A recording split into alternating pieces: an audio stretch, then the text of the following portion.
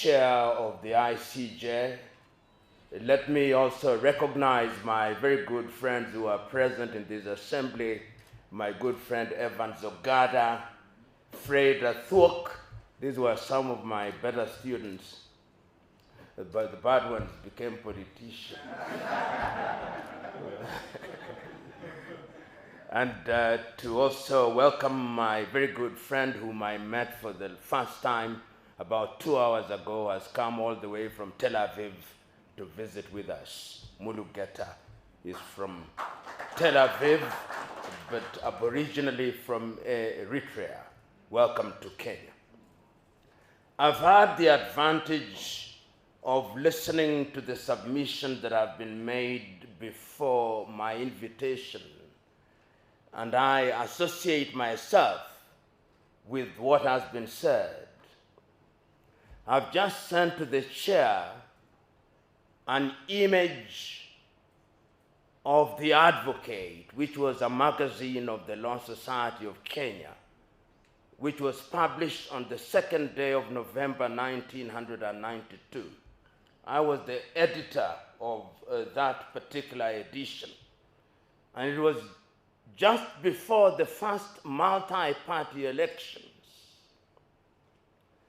And the same things that we said then are the very same things that remain relevant today. We come here to interrogate what democracy is. I will not give you a typical keynote address. I'll simply identify a number of issues on the basis of which you can then continue with your long day or with your day-long debate. Last night, I was watching the results of the elections that had been called in Canada, snap elections. Canada has 38 million registered voters. Kenya in the year 2022 had slightly under 23 million voters. As the votes were being counted, the winning candidate called the election in his favor. And 1 hour later, the losing candidate gave a speech conceding defeat. Not so long ago, another snap election was called in Germany. Germany has 58 million plus registered voters.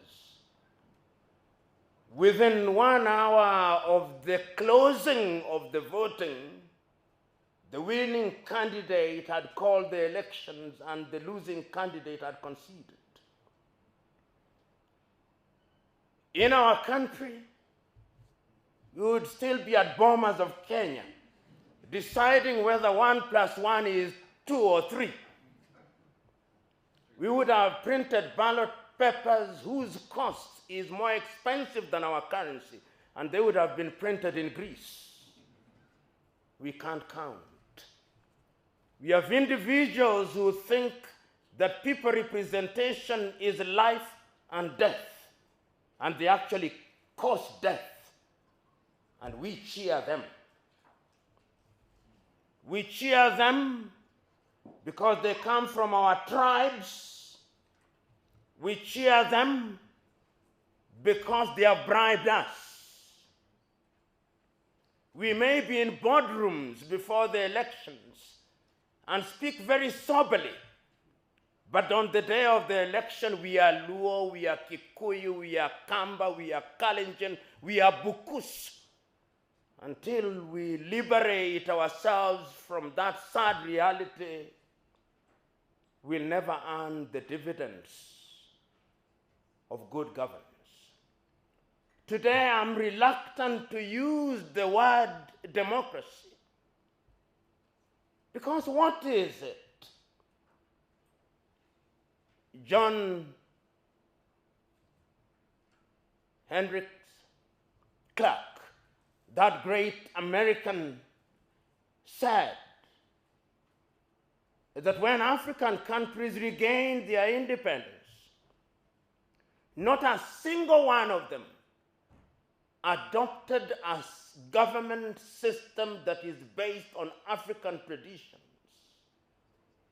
We all adopted systems that were inherited from our erstwhile colonizers, and Clark says none of us will ever succeed on the basis of those systems.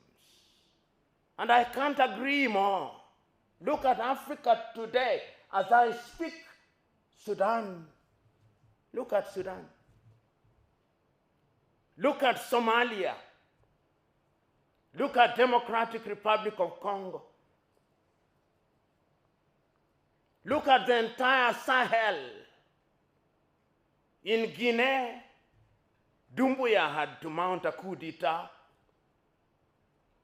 In Niger, they had to mount a coup d'etat. In Mali, Atimi Goita had to mount a coup d'etat.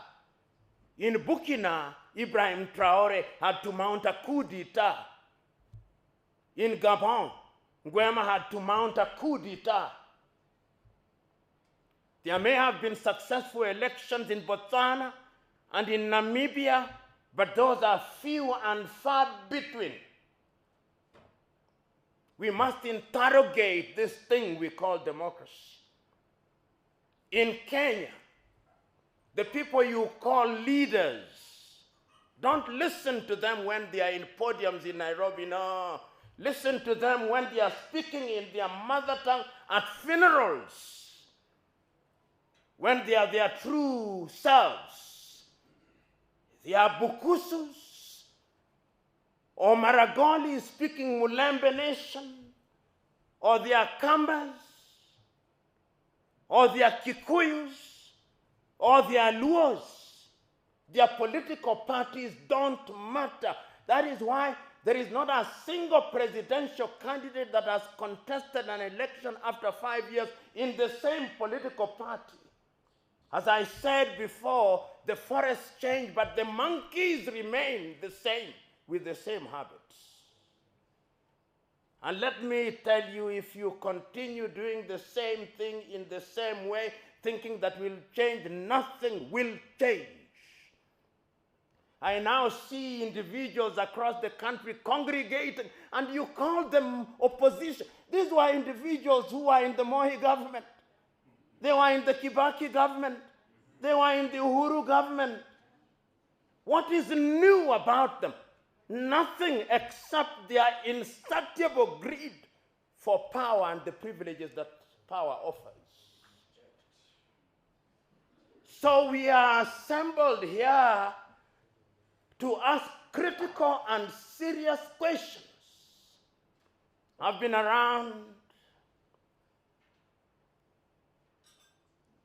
I was here in 1980s. I was here in 1990s when the entire movement of change the Constitution was alive and well. I was in the Council of the Law Society. I've been here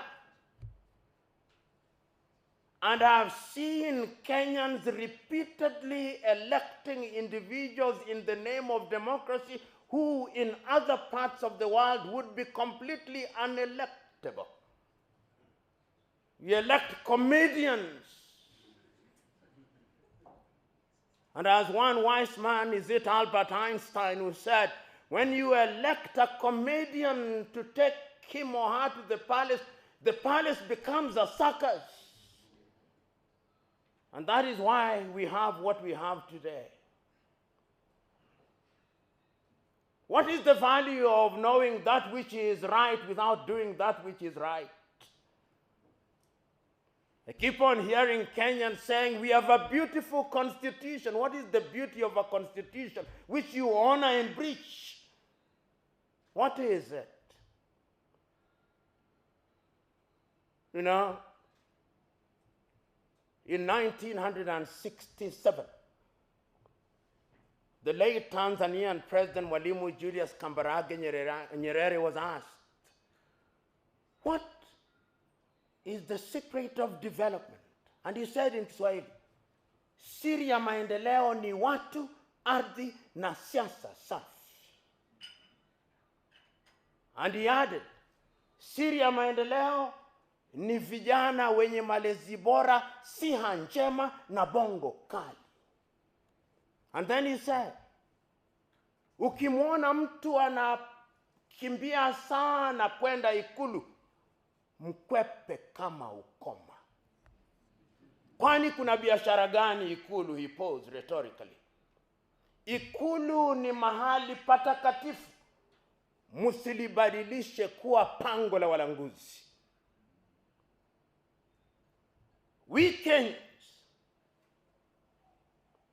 hold meeting after meeting in boardroom after boardroom, in workshop after workshop.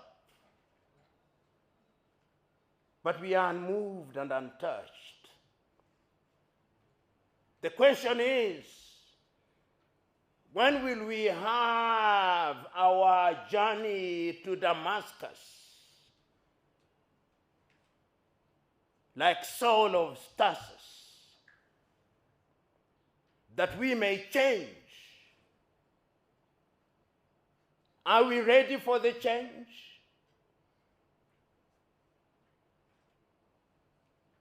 Are we prepared to do that which is right and good because it is right and good?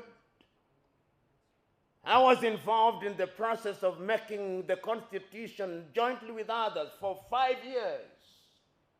We produced the Boma's draft.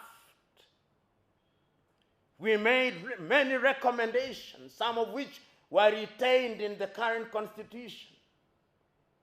We said Nairobi should not be a county. You made it into a county. We said we should have no more than 18 counties. Between 14 and 18, you created 47 of devolved units, each of which a governor thinks he or she is running a country. The United States of America has only 50 states with a GDP of 23 trillion United States dollars. Nigeria has only 37 states. India, 37. China, 30 provinces. South Africa, 9 provinces. We have 47 counties with 47 governors, 47 deputy governors, 47 speakers, 47 deputy speakers. And you tell me that we are going to grow? When a county raises 400 million in a year and consumes 2 billion in a year, we can't grow. Even if there is divine intervention. We can pray and fast all we want, but nothing is going to change until we change. We have individuals in positions of leadership who do not care. They are unmoved and untouched. You accuse an individual of engaging in corruption. He has a mob around him, escorting him to the offices of the Ethics and Anti-Corruption Commission. And he comes out and gives a press conference. Corruption is the most profitable business in Kenya today. You have individuals whose salaries, even if they lived for 1,000 years and worked for 1,000 years, would not buy them half an acre of land. And they are multi-billionaires. They have never won any lottery, never made any discovery. And we celebrate them as successful men and women. And we elect them to boot.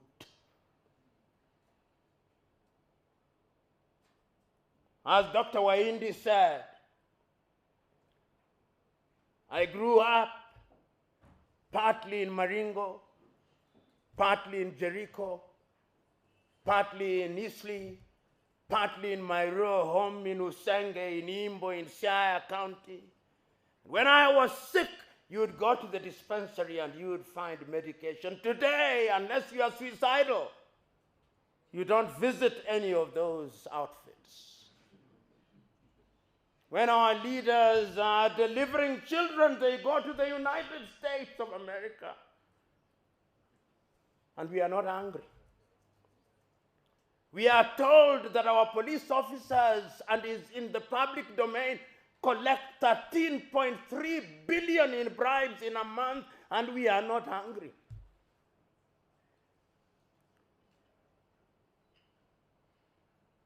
Young Kenyans, the task is yours.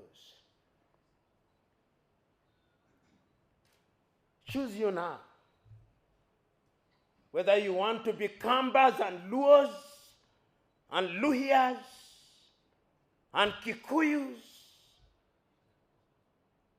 or you want to be Kenyans, with the tribe only being for cultural reasons. Samora Moises Machel said, if the new African nation is to thrive, the tribe must die. Not that you cease to identify yourself as such, but it cannot be the basis for decision making. That I'm voting for an individual because he's from my ethnic group, that is the only qualification. That they gave me 200 shillings, that is the justification. We must rethink governance. Today, we have a parliament whose only claim to fame is that they have insatiable appetite for our taxes. Our parliamentarians relative to our GDP are the best paid in the world. In the world. They want CDF, not because they want to serve us. Ask each one of them how many companies they have formed, where their drivers and brothers and sisters and house helps are the directors. Ask them. Ask them whether they do not trade with the counties and with the constituencies that they run. Ask the MCA whether that is not true. Ask them how they become multi-millionaires within 2 years of joining public office. Ask them. Ask them why, when the courts have declared CDF to be unconstitutional, why they want to constitutionalize it, whether we like it or not. It is a slush fund. And you know, your typical Kenyan politician thinks that we have the memory of a mosquito and a warthog combined. That is why they don't care about us. The time is now that we must demonstrate that our civic duty not only demands but requires that we make demands of them. This is not the time for cowards who die times without number. Because if you are a coward today, your children and children's children will pay the price of our cowardice. We must speak out and bear the consequences. Yesterday, the 29th day of the month of April in the year 2025, you saw how 6 individuals were killed in cold blood. And nothing will happen to them. That is the tragedy. A culture of lawlessness and impunity has taken root in our country. So when you talk about democracy, what is it? It is not true that we did not know democracy, no. It is not true that democracy came from Greece. That was the Greek definition of democracy. When it came to the United States of America, Abraham Lincoln said of it that it was a government of the people, by the people, and for the people. That was their definition of it. In the year 1235, in amongst the Mande people, they were already having a Mandean charter. At that time, we did not have the Universal Declaration of Human Rights. There were orderly kingdoms in Africa. But the democracy that we are trying to practice is the neo-colonial version that was bequeathed to us by the colonizers. You come to Kenya, we still try to mimic the British. You go to former French colonies, they are trying to mimic the French. You go to former Portuguese colonies, they are trying to mimic the Portuguese. Until the day that we exercise the ghost of mimicry, we are going nowhere. That is why when you go to our parliament, a member of parliament cannot pronounce a word without saying, Mr. Speaker, sir, make your point. Mr. Speaker, sir, cannot be form and part of a speech. And you look at your speaker, he is dressed in wool that was used in medieval Europe, and you think that that is a badge of honor. You go to our courts, you find our judges are equally dressed in things that ought to belong to the Museum of History alongside the spinning wheel. And we think it is a badge of honor. You come to our leaders, they still want to be addressed as His Excellency or the Right Honorable something. Titles that were used in medieval Europe. We must change. And we are only going to change when you, the young generation, my friend Habib, in Kariobangi, and I know that area well. We work there even as I speak. Go out there and speak a different language. When we were growing up in Jericho, it did not matter whether one was Kikuyu. We didn't even know. It's only later that we knew that Kariuki was a Kikuyu name and Wafula was a Luhya name. Today, you see the government advertising a post and they put there John Lukoe, Luhya. John Joroge, Kikuyu. Go out there in Kariobangi and change minds. Those of you who are from Kibera and Katwekera, go out there and change minds. If you are from Kaloleni, go out and change minds. And just don't be in Nairobi, go out there. In Kilifi, let ICJ not be a boardroom arrangement where we speak to ourselves in English. Nendeni mkazungumza na watu kwa Kiswahili na lugha zao za mama. Hilo ndilo jambo ambalo lazima tulitekeleze ikiwa tunataka kulibadilisha taifa hili. Kwa kuwa taifa imepigwa ngeta kwa lugha ya mtaa. Na wahuni tunaowaita viongozi. Na wahuni hawana haya. Siri ya ubinadamu ni kuwa na haya. Watu ambao tunaita viongozi Kenya hawana haya. Wanaua hawana haya. Wanaiba hawana haya. Wakati ni sasa tuwe ni watu ambao tuna haya. Na tusiogope. Tuwe wajasiri. Uchaguzi ni mwaka 2027.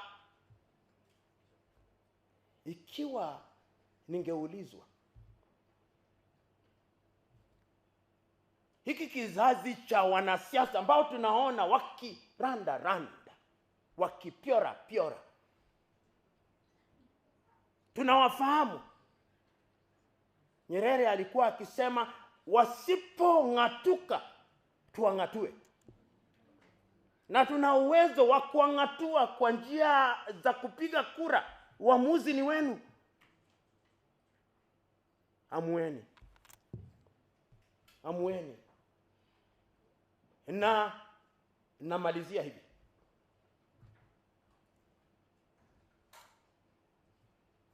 namaliza kwa kumtaja na kutumia mfano aliyoutoa tena Mwalimu Julius Kambarage Nyerere. Hakuna kiongozi katika bara hili ambalo amelishughulikia jambo hili kumpita Mwalimu Nyerere.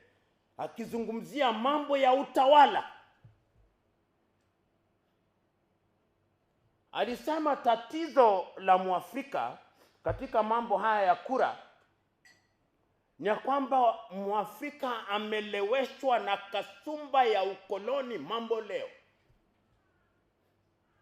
Na kulewa huko kunatokana na vitu viwili. Ama mpiga kura ni mjinga au ni mpumbavu. Na akasema tena Mwalimu, mjinga akiambiwa ataelewa na atabadilika.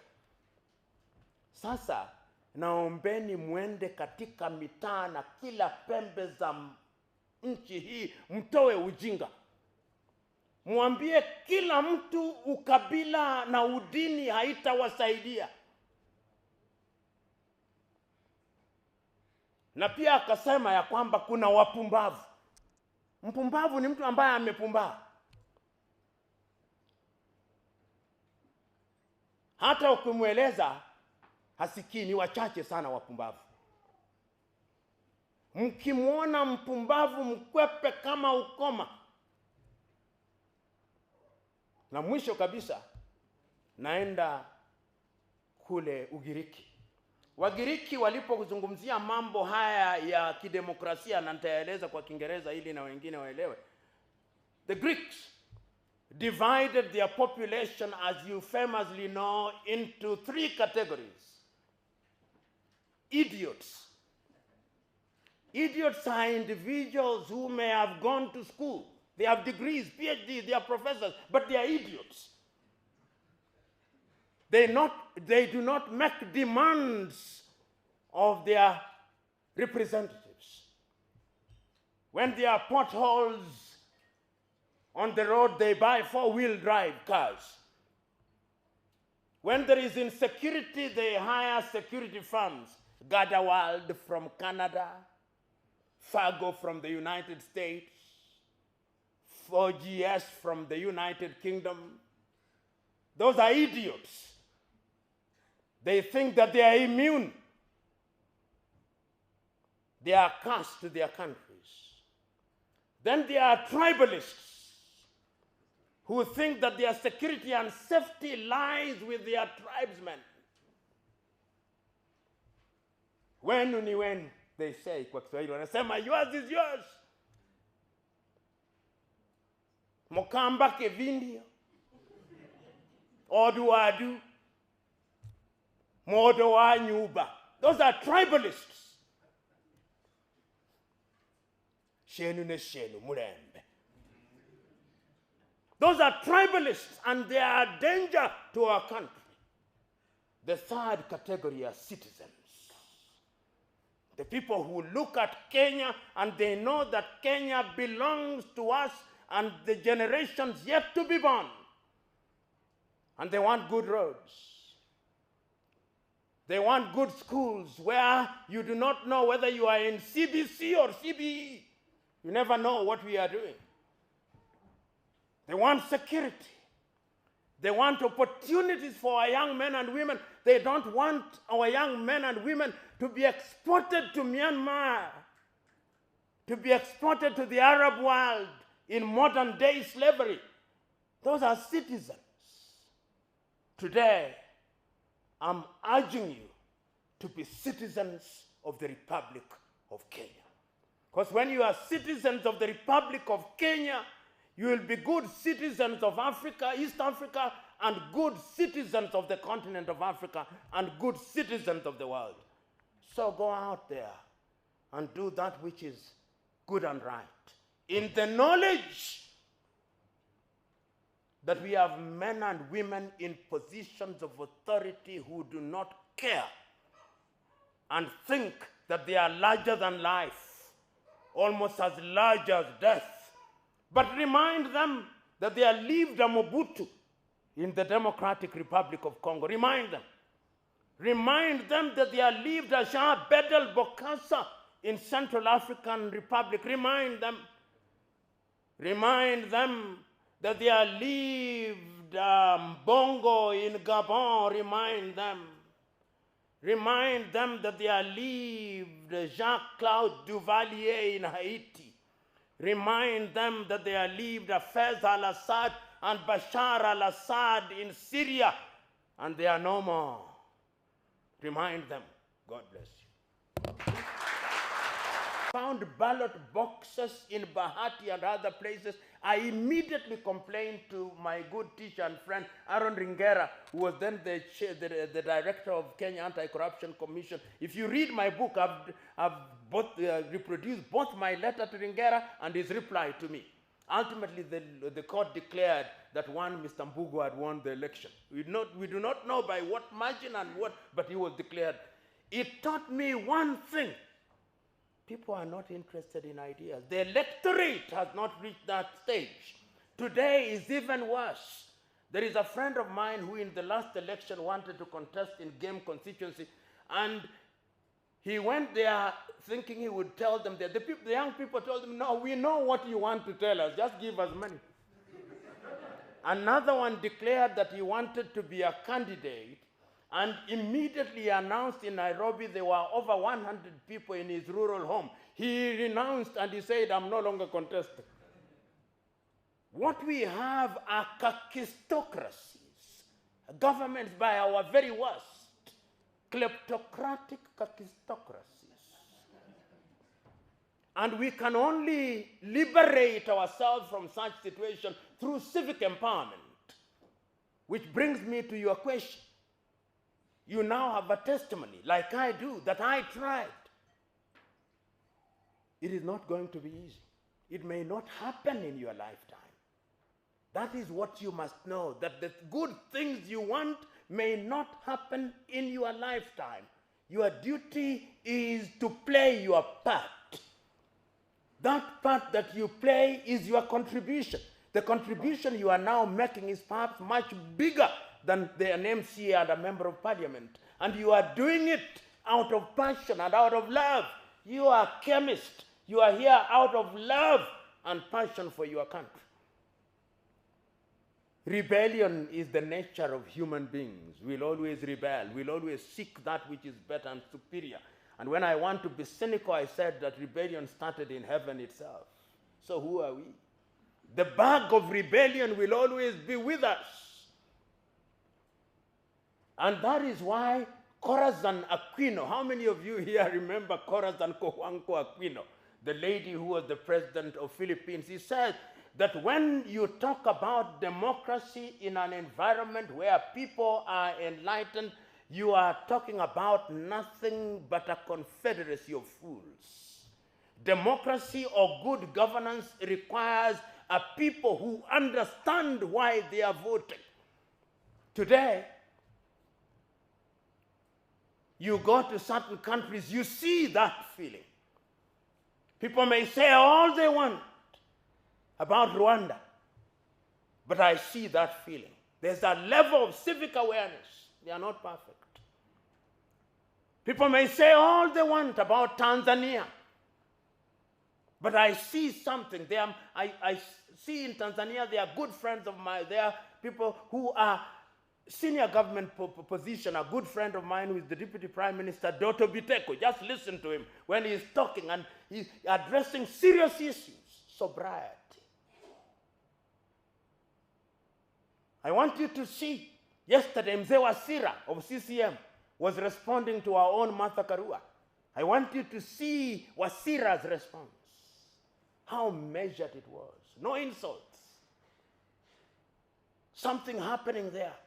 Will we see the fruits of it now? No. In Botswana, you can see something there. In Namibia, we can see something there. So let us always also remember that when we talk about Africa, it's not as if we have lost it all. No. There are things, good things happening in the continent, just as there are good things and bad things happening in Europe. They are now fighting in Ukraine, killing each other. You must never give up. He is asking what I'm doing. What I'm doing, I've been doing since the year 1994. I believe our foundation, which is present in every county in this country, present in 46 African countries, working with young people. He has come. I've never met him until 3 hours ago. He saw the work of our foundation in Tel Aviv, in Israel, and he is from Eritrea, and he's come here to work with us. It means, whether you like us or not, that we are doing something right. Yeah, something that awakens the spirit. And this is why, when I see people, and there are people who have been doing good things, I ended there. My good friend Athuok, Kimel, we have been with Kimel for donkey years. Evans Ogada, and many others who have been doing things. You are all making a contribution. I'm now answering your question. Never despair. In 1947, when Ghana's Kwame Nkrumah was about to join Lincoln University in the United States, he was asked to write a one-page statement of what he wanted to do, and this is what he said: so much to be done, so little time. And that is the reality for all of us. So much to be done, so little time. Make your contribution. And that contribution you make, it is our own Wangare Muta Maathai, who several years gave the story of a hummingbird. And he said the hummingbird only brings a mouthful of water in an attempt to put out the fire. Who knows whether it's just that little mouthful that was necessary to put out the fire. So let us go out there courageous.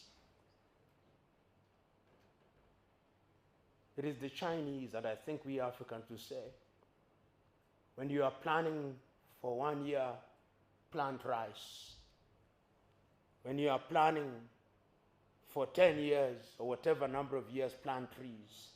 But when you are planning for a generation, plant ideas in human beings. Make sure that within your own sphere, you create positively individuals who are touched by your word, and never fear people who will be better than you.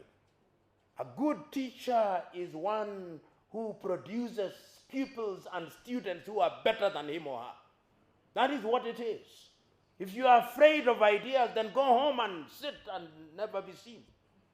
And if you think that things are going to be easy, that which is easy is not worth doing. You must bear the consequences. So I have no doubt in my mind that all of you, Ochieng there comes from Mombasa. I'm sure you get frustrated. It can be frustrating, but never give up. Frustrated you will be, but never give. Kimeo, as I conclude. You know, there was a time I was the director of the Kenya Anti-Corruption Commission. I went into a forum such as this, and somebody asked, what does the Kenya Anti-Corruption do to eliminate corruption? And I told the individual, the Kenya Anti-Corruption Commission, which is the Ethics and Anti-Corruption Commission, has only 200 employees. What is corruption? I asked. I asked the individual, are you a Christian? Yes. Do the 10 Commandments say, thou shalt not steal? Yes.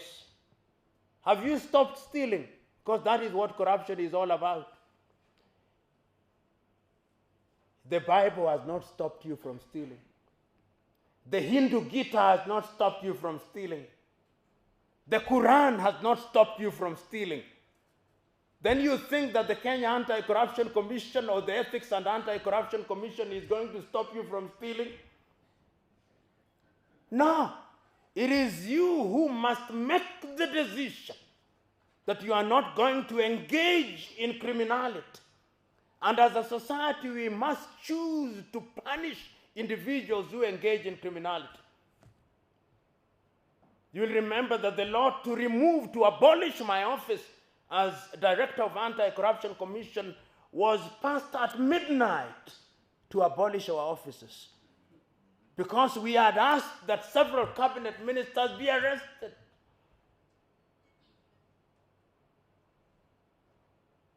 At midnight. The people whom we want arrested, some of them are now governors and ministers. As I speak, I see them, wanajifanya, wanajitapa, wanaomba, wanaenda kanisani tu. Wengi tu. Wanaenda msikitini. And Kenyans wanawashabikia.